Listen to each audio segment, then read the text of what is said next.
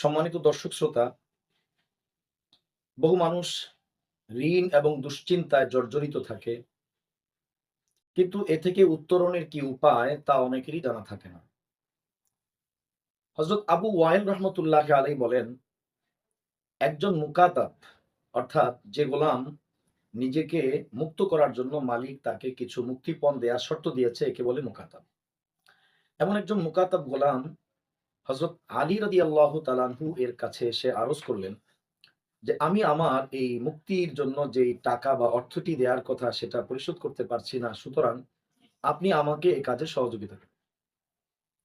হযরত আলী রাদিয়াল্লাহু তাআলা আনহু তাকে বললেন, আমি কি তোমাকে ওই কালিমাগুলো কথাগুলো শিখিয়ে দিব না?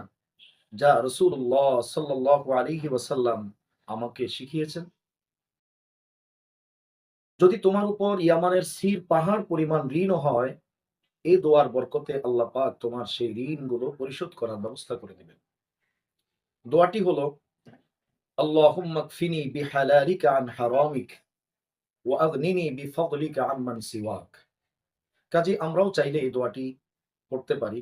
ইনশাআল্লাহ নববী জবানের বরকতে অবশ্যই আল্লাহ তাআলাও ইয়াকিনের সাথে দোয়াটি পাঠ করলে আমাদের ঋণগুলো পরিশোধের ব্যবস্থা করে দিবেন। আল্লাহ পাক এই আমলটি আমাদের সকলকেই করার তৌফিক দান করুন। আমিন।